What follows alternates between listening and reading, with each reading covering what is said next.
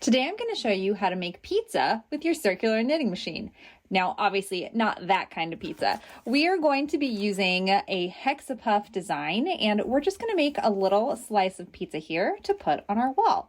You can use the same hexapuff method to make things like rugs, chair covers, that kind of thing. And let me show you what a finished example looks like. Here's a rug I made using that hexapuff design. It's just a bunch of little circles on the circular knitting machine knit together in a hexagon shape to end up with something like this.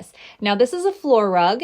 The pizza is going to be a little bit smaller, but let me show you how easy it is to do. First of all, you need to plan out your design. So for this particular design, we're going to be using 5 brown circles.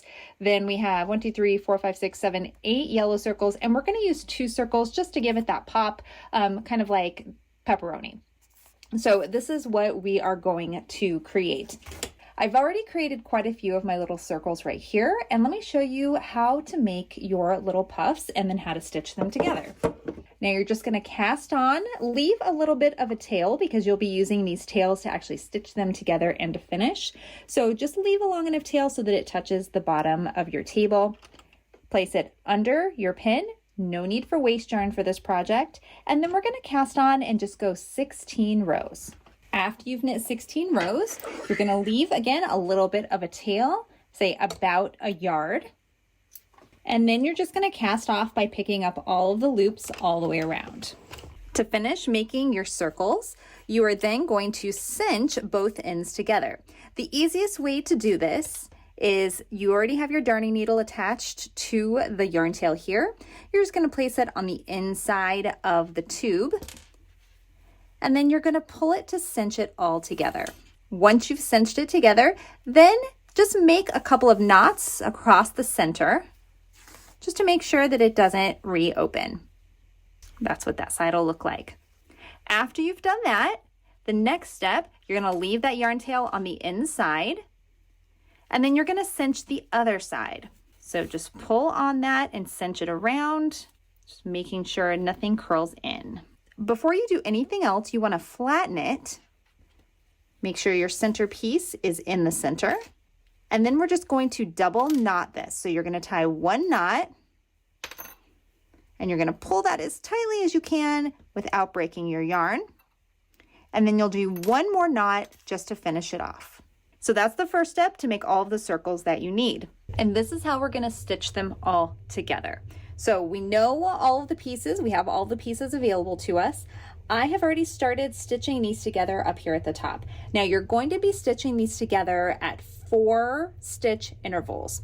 It doesn't quite work out to an even number. So when you're working with your circular knitting machine, the 22 pin, which is what we're using, that means you have 22 stitches that you need to evenly distribute with 5 sides because we're doing hexagons.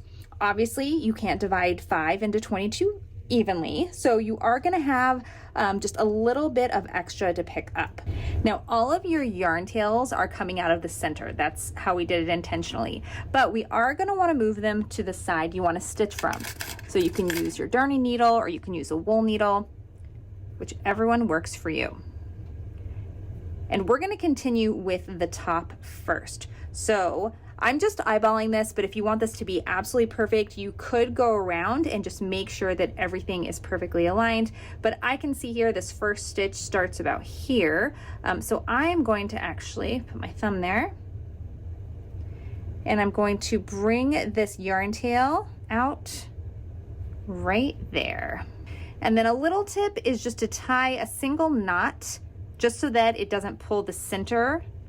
So we're just going to tie a little knot so that it's in place, and then that way it won't be pulling from that center. Okay, so we're going to go 4 stitches. So we're going to pick up right here. So there's 1 stitch there, and then we're going to take our other piece over here, and we're just going to pick up 1 stitch on this side. So it's 1 for 1. Then we're going to come back to the side. And we're going to do the same thing. We're going to pick up our 2nd stitch. On this side, we're going to do the same. Pick up that 2nd stitch. And then flatten this as you go. So as you're working on this, just make sure you keep flattening it down. There's our 3rd stitch. And our last fourth stitch. And then you can give it a little bit of a tighten there just to tighten it up. So there's 4 stitches here stitched together, same thing here and same thing here. And then we're going to attach this one in the same way. And we'll go back and we will finish with these. I always like to keep my yarn tails attached until I'm done, just to make sure I don't need an extra yarn tail to tie anything together. Sometimes yarn tails break or you may accidentally cut them, so it's always a good idea that I found just to leave them on here. But if they do get too unruly when you're working with them, feel free to go ahead and cut them and hide them as you need to. Great news with these circles is that they are obviously double knit, so you'll be able to hide all of your yarn tails very easily within your work. Now I finished the crust here, so I've stitched all 4 stitches at each of these sides here, and then I also weaved one of the yarn tails down to the bottom so that we have 4 yarn tails. We're going to be able to use these same yarn tails to help stitch the rest of the pieces together. So we're going to start, we have a yellow piece that's going to go right here, and it's going to go between these 3 pieces here. So just like we did before, we want to make sure we're picking up 4 stitches. So we've counted over, we have 4 stitches right here. Okay, so we'll start by picking up 1 on this side, pick up 1 stitch on that side, and last but not least 4.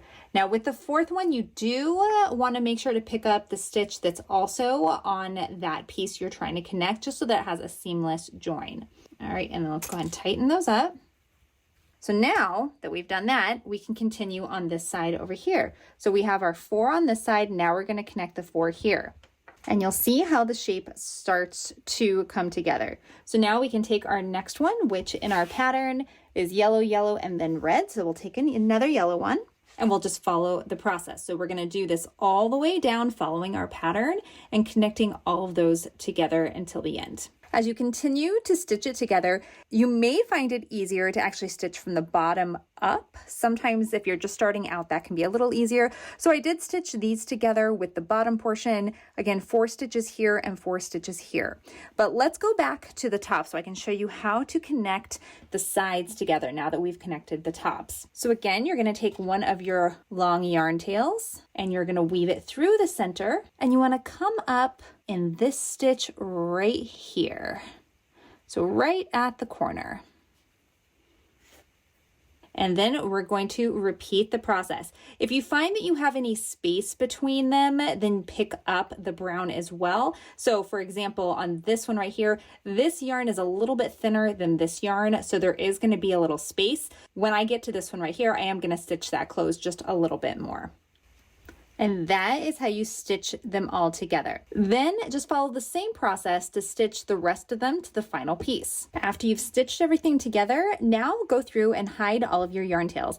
I'm actually keeping these yarn tails at the top because I think that I'm going to attach this to a stick from the yard and put this on my wall as a wall hanging. But we're just going to go through and take the rest of these yarn tails, just weave them in and cut them off. And that's how easy it is to create really fun designs like this using your circular knitting machine. What will you make?